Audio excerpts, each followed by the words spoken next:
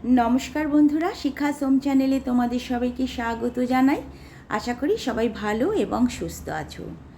आमी आजके झिंगेर एकटा रेसिपि करे देखाबो जेटा भात रुटी लुचि परोटा जार साथे खाओ खूबই भालो लागबे। आशा करी रेसिपिटा तुम्हादेर भालो लागबे।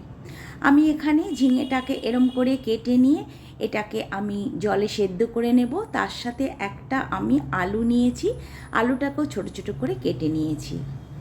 এটাকে আমি হালকা একটু সেদ্ধ করে নিচ্ছি। আমার এটা হয়ে গেছে সেদ্ধ করা। এটাকে ঠান্ডা করে আমি আলুগুলোকে আলাদা তুলে রাখলাম আর আমি ঝিঙেগুলোকে আমি পেস্ট করে নেব। এর মধ্যে একটা কাঁচা লঙ্কা দিয়ে দিলাম।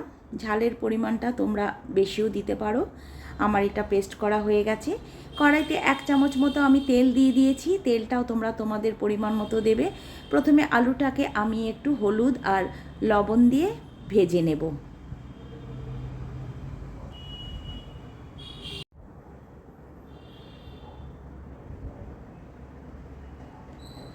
আমি আলুটাকে ভেজে নিয়েছি। এবার আমি আলুটাকে নামিয়ে রাখবো। আমি আবারও কড়াইতে 1 চামচ মতো সর্ষের তেল দিয়ে আমি এটা করছি। সর্ষের তেল দিয়ে দিলাম, তার মধ্যে একটা শুকনো লঙ্কা ভেঙে দিলাম আর সামান্য একটু কালো জিরে দিয়ে দিলাম। তার মধ্যে আমি ওই ঝিঙের পেস্টটাও দিয়ে দিলাম। এবার এটাকে ভালো করে আমি কষাবো। দিয়ে দিলাম স্বাদ মতো লবণ আর পরিমাণ মতো হলুদ।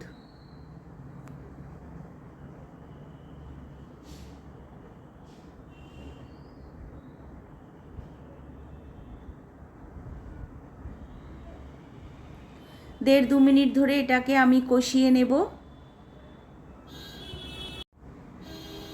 এটাকে একটু আমি ঢেকে দিলাম। দেড় দু মিনিট বাদে আমি ফিরে এলাম। এবার আমি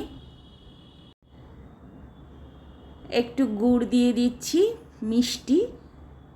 তোমরা চিনিও ব্যবহার করতে পারো। আর কয়েকটা বড়ি ভেজে নিয়েছিলাম, সেই বড়িটা দিয়ে দিলাম।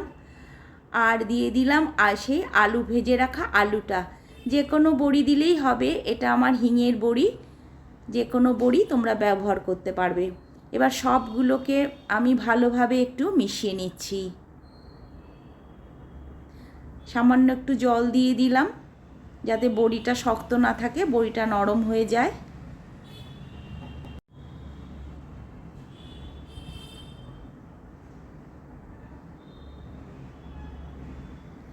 এটাকেও আমি 1-1.5 মিনিট মতো একটু ভালো করে নেড়ে চেড়ে নিলাম।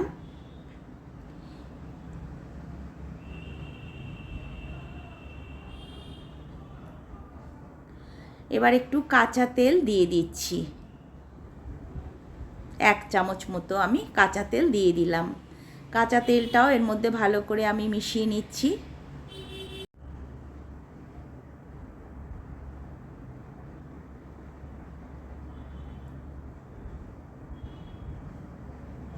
এখন আমি 1 চামচ পোস্ত বেটে রেখেছিলাম, সেই পোস্তটা আমি দিয়ে দিলাম। পোস্তটার সাথে সব কিছু ভালো করে একটু মিশিয়ে নিচ্ছি।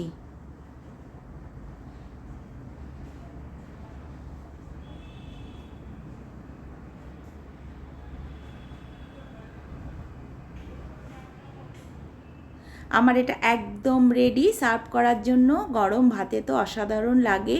লুচি পরোটা যার সাথেই খাও খুবই ভালো লাগবে। যে ঝিঙে খায় না সেও দেখবে চেটেপুটে খাচ্ছে। তবে আজকে আসি, টাটা।